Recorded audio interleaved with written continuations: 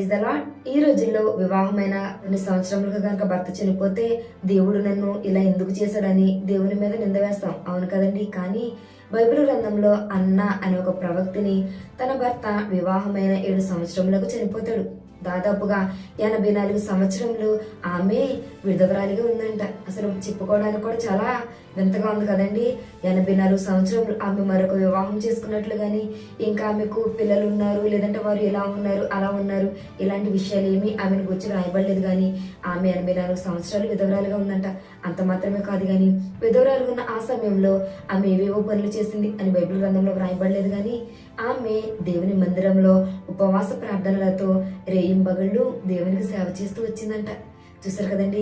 ఈ వీడియో చూస్తున్న వారిలో ఎవరైనా ఒకవేళ ఇలాంటి పరిస్థితుల్లో ఉంటే అన్న అలాంటి వారందరికీ ఒక స్ఫూర్తి అని గుర్తుపెట్టుకోండి. ఆమెను గూర్చి నువ్వు పూర్తిగా తెలుసుకోవాలి అంటే ఆ వీడియో లింక్ కింద డిస్క్రిప్షన్ లో ఇచ్చాను, కావాలంటే చెక్ చేయండి.